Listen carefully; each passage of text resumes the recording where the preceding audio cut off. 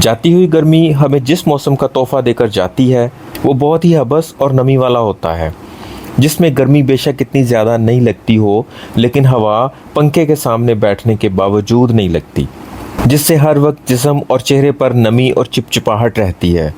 ऐसे में air cooler भी साथ नहीं देता, बल्कि बहुत हद तक ऐसे मौसम की वजह एयर कूलर को मानकर सिर्फ एसी को ही इसका हल माना जाता है। तो आज की वीडियो में हम एयर कूलर से पैदा होने वाली हबस, नमी और चिपचिपाहट बिल्कुल ख़त्म कर देंगे, बल्कि इस कॉन्सेप्ट को भी ख़त्म कर देंगे कि कूलर इसकी सबसे बड़ी वजह हो सकती है। बल्कि एयर कूलर से ही घर को हबस के मौसम में भी ठंडा करेंगे, जिससे घुटन वाले मौसम में भी बहुत आराम और सुकून मिलेगा। और एयर कूलर को लेके उन सारे मसलों का हल कर देंगे कि जिनकी वजह से बहुत से लोग एयर कूलर लगवाने से डरते हैं, जिनमें सबसे टॉप पे एयर कूलर की हबस और बरसात के दिनों में कूलर से ठंडक लेने का तरीका है। तो चलिए शुरू करते हैं। अस्सलाम वालेकुम फ्रेंड्स, मैं हूं शहजाद मुगल और आप देख रहे हैं टेक नॉलेज।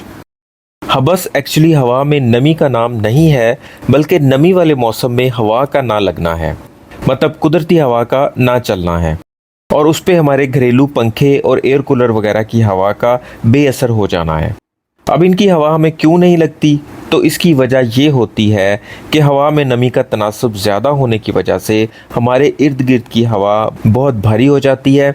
तो हमारे घरेलू पंखे या एयर कूलर्स वगैरह के लिए इस भारी हवा को थ्रो करना मई जून वाली खुश्क हवा की निस्बत ज़्यादा मुश्किल हो जाता है। तो इस तरह पंखे या एयर कूलर जितना भी तेज़ क्यों ना चल रहे हों, वो इस नमी वाली भारी हवा को दूर तक नहीं फेंक पाते, जिससे वो हमारे जिस्म को ज़्यादा फील नहीं होती और जिस्म और चेहरे पर मौजूद पसीना और नमी मिलकर चिपचिपाहट सी बना देते हैं। इसकी मिसाल ऐसे दी जा सकती है कि इसी मौसम में बारिश के बाद जब हवा में नमी की मिकदार रूटीन से भी ज़्यादा हो जाती है, तब अगर तेज़ हवा चले तो इसी मौसम में ठंड लगने लगती है, और जब कुदरती हवा बिल्कुल ना चल रही हो तो वो हबस की शक्ल इख्तियार कर लेती है। तो ऐसे में हमें क्या करना पड़ेगा जिससे हमारे घर में हबस भी ख़त्म हो जाए और हम अपने एयर कूलर से ठंडी हवा भी ले सकें? तो इसके लिए हमें दो बातों का ख्याल रखना पड़ेगा। नंबर 1 पे प्रॉपर वेंटिलेशन, नंबर 2 पे ठंडक। या हम प्रॉपर वेंटिलेशन करके इस हबस से बच सकते हैं, या फिर किसी तरह भी ठंडक को मेंटेन करके बच सकते हैं, और ये दोनों काम ही हम किसी भी तरह के एयर कूलर से ले सकते हैं। तो पहले नंबर पर प्रॉपर वेंटिलेशन पर बात कर लेते हैं। प्रॉपर वेंटिलेशन का असूल ये है कि अगर आपके रूम में दरवाजे से हवा दाखिल हो रही है तो उसे रूम की बिल्कुल ऑपोजिट साइड, मतलब दूसरी साइड से बाहर निकलने का रास्ता दिया जाए, ताकि हवा पूरे कमरे से होकर बाहर निकले, ना कि दरवाजे से दाखिल हो और उसके बिल्कुल ऊपर वाले एग्जॉस्ट फैन से बाहर निकल जाए। तो ऐसी वेंटिलेशन का बिल्कुल भी कोई फ़ायदा नहीं होता, क्योंकि हमने हवा के सारे प्रेशर को घर के अंदर से गुजार के आउट करना है, ताकि पूरे घर का एटमॉस्फेयर अच्छा हो। इसका सीधा सा तरीका ये है कि आपने हवा को जिस साइड पे भी लेके जाना है, उसके रास्ते में आने वाले किसी भी गैप को बंद करना पड़ेगा। आमतौर पर हबस के दिनों में भी एयर कूलर को चारपाई या बेड के बिल्कुल सामने रखकर हवा का इंतज़ार किया जाता है, जबकि हवा वज़नी होने के बायस सीधा सफ़र करने की बजाय नीचे की तरफ मूव कर जाती है।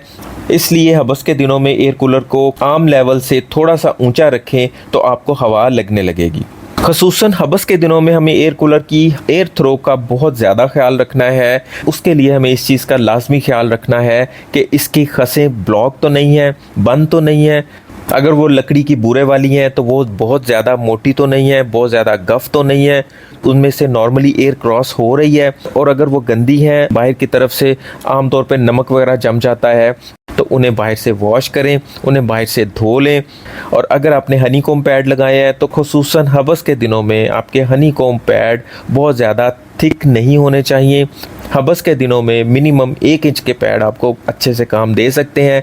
अगर इससे मोटे होंगे तो वो भी हबस पैदा करेंगे, क्योंकि प्रॉपर हवा उनमें से गुजर नहीं पाएगी, तो वो बहुत आगे तक थ्रो नहीं कर पाएगी। इसलिए अगर किसी का ये कंसेप्ट है कि हबस के दिनों में आपके हनीकॉम पैड बहुत मोटे होंगे तो हबस ख़त्म होगी, तो ये बात बिल्कुल गलत है।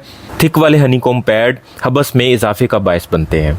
बेसिकली 2 इंच 3 इंच या 4 इंच का मोटा हनीकॉम्ब पैड इस तरह के आम कूलर्स के लिए बिल्कुल भी नहीं बना होता। वो सिर्फ और सिर्फ बड़े साइज़ के चिलर प्लांट्स के लिए होता है, या फिर आपको मोटे साइज़ का हनीकॉम्ब पैड लगाना बहुत ज़्यादा ज़रूरी है तो फिर उसे 12 वोल्ट के एयर कूलर में बिल्कुल भी ना लगाएं, क्योंकि 12 वोल्ट के एयर कूलर की मोटर में इतनी ताकत नहीं होती कि वो इतने मोटे हनीकॉम्ब पैड में से हवा को खींच सके और उसी फ्लो में आगे दे सके।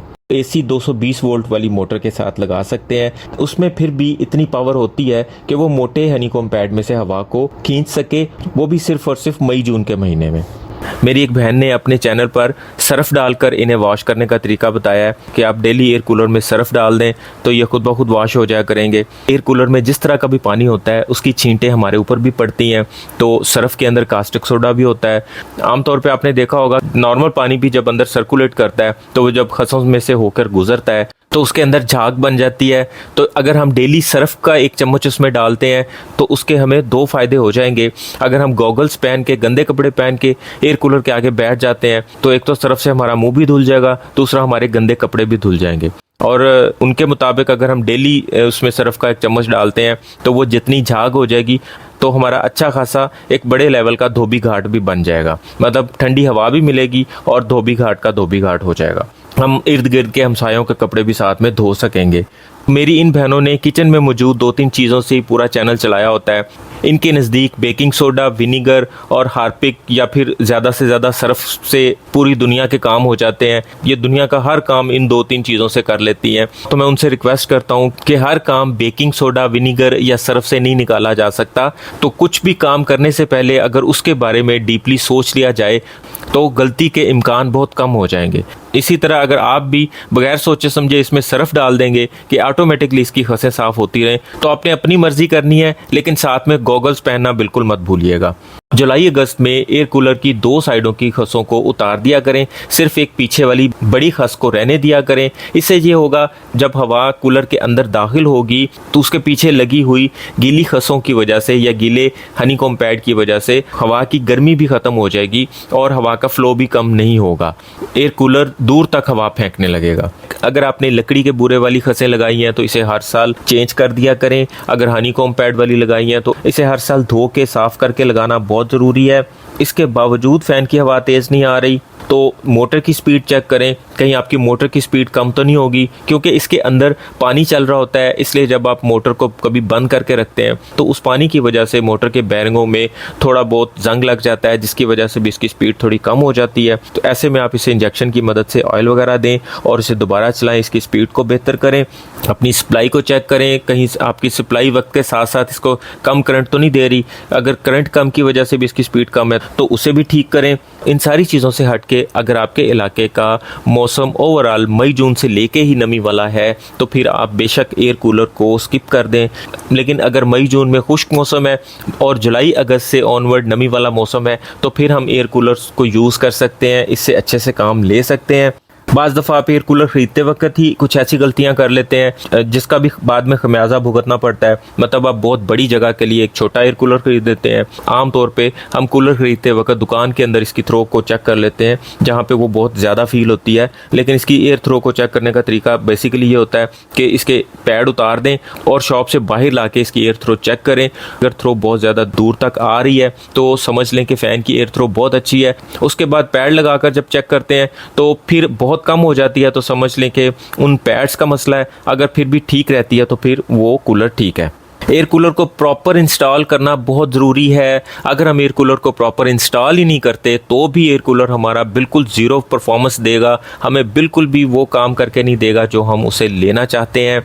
एयर कूलर को हर सूरत हर कीमत कमरे से बाहर लगाएं, सिर्फ और सिर्फ उसका ब्लोअर या उसका फ़ैन कमरे के अंदर एयर दे रहा हो, बाकी सारे का सारा एयर कूलर कमरे से बाहर होना चाहिए। तभी वो बाहर की हवा को कमरे के अंदर लेके आएगा और कमरे की नमी वाली हवा को फ्रेश करेगा।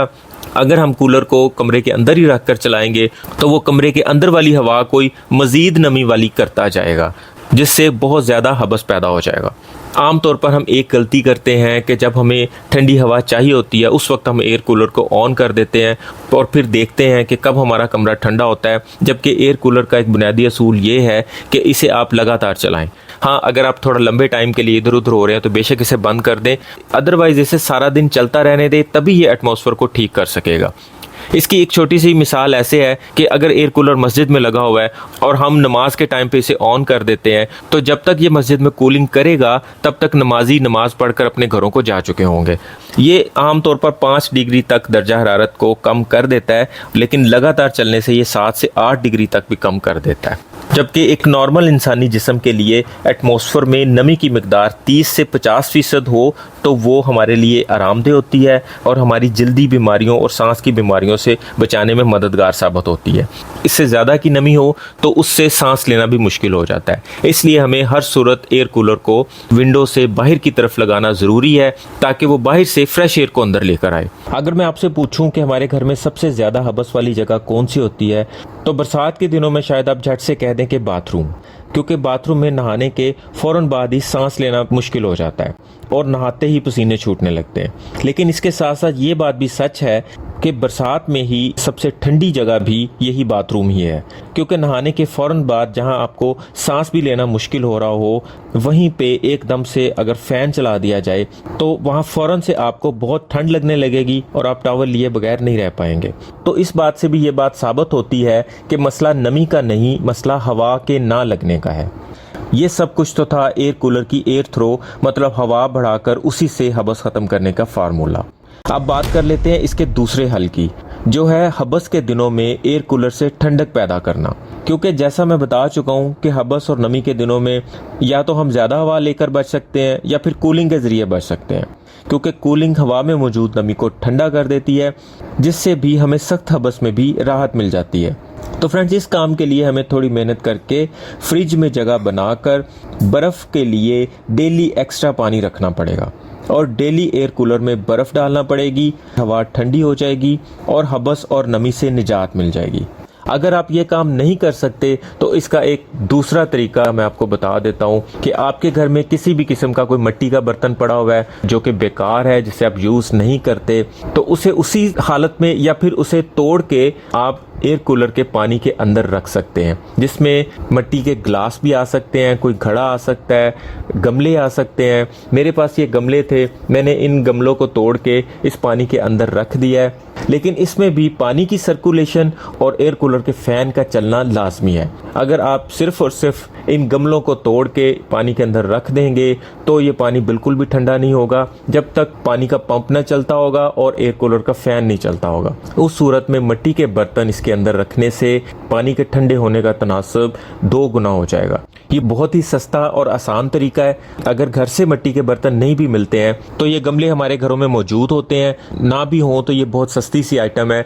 10-20 रुपए में हम एक आध गमला भी लाकर उसे तोड़ के इसके पानी में रख दें। जैसे जैसे इसका पानी सर्कुलेट करेगा, पानी के ठंडे होने की स्पीड और इसकी डिग्री भी 2 गुना हो जाएगी। मतलब पानी पहले से 2 गुना ज़्यादा ठंडा हो जाएगा और 2 गुना रफ्तार से ठंडा हो जाएगा।